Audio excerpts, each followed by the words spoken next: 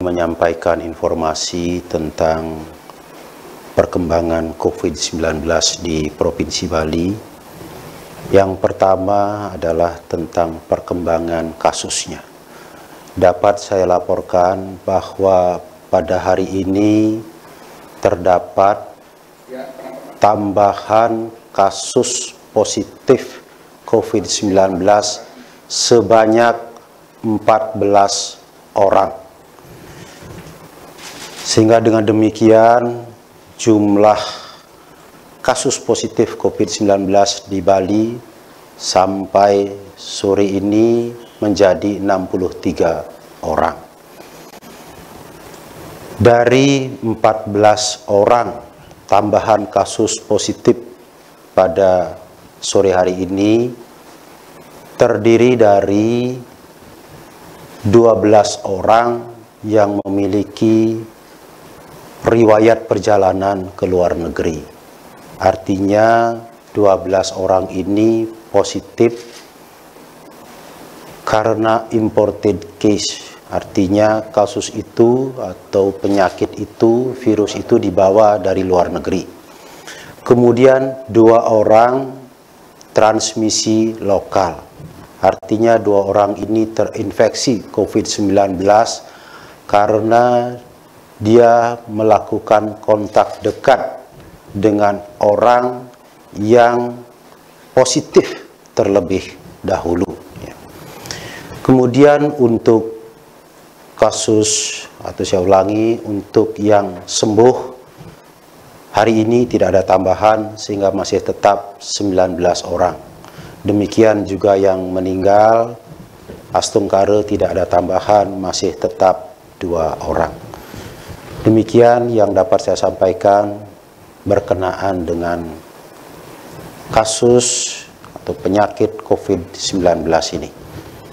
Kemudian yang kedua, kami pemerintah Provinsi Bali dan juga gugus tugas percepatan penanggulangan COVID-19 ini menyampaikan tentang perlunya kita semua, seluruh masyarakat Bali, untuk melanjutkan dengan penuh disiplin dan penuh ketaatan untuk melakukan upaya-upaya pencegahan penyebaran COVID-19 ini supaya tidak meluas. Karena saya katakan tadi, dari 14 kasus positif yang dilaporkan atau tambahan sore hari ini 14 kasus positif itu, 2 orang diantaranya adalah transmisi lokal. Artinya penularan terjadi dari orang yang dulu positif kepada orang baru. Karena ini melakukan kontak dekat. Nah, ini penting saya sampaikan, kalau kita tidak disiplin di dalam melakukan upaya pencegahan melalui menggunakan masker di tempat yang terbuka atau ketika kita berinteraksi dengan orang lain. Kalau kita tidak rajin mencuci tangan menggunakan sabun pada air yang mengalir. Kalau kita tidak disiplin menjaga jarak pada jarak sekurang-kurangnya 1,5 meter atau lebih.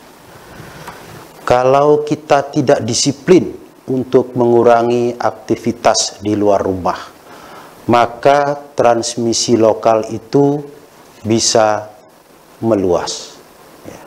Kalau tadi saya laporkan 2, kalau kita tidak disiplin menjalankan yang saya sebutkan tadi, maka transmisi lokal bisa terus meluas.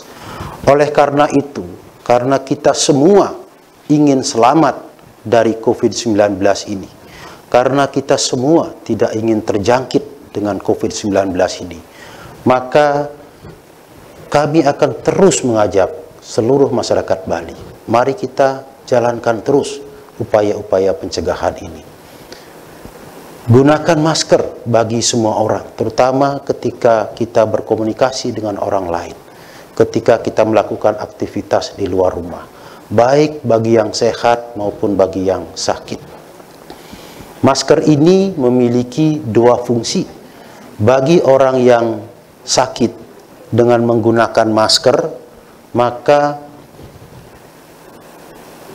dropletnya tidak akan keluar, ya, tidak akan jatuh di tempat-tempat yang lain, tidak akan mengenai orang. Droplet itu akan tertahan di masker, sehingga COVID-19 ini tidak menyebar kepada orang lain. Bagi orang yang sehat menggunakan masker, maka dia terhindar hidungnya, mulutnya dari droplet yang mengandung COVID-19 itu. Jadi itulah pentingnya bagi kita semua untuk menggunakan masker. Yang kedua, kita juga harus rajin-rajin mencuci tangan menggunakan sabun pada air yang mengalir.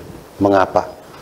Karena berdasarkan penjelasan dari para ahli yang terus melakukan pencermatan terhadap penyebaran COVID-19 ini, menyatakan bahwa penyebaran COVID ini paling banyak melalui dua cara.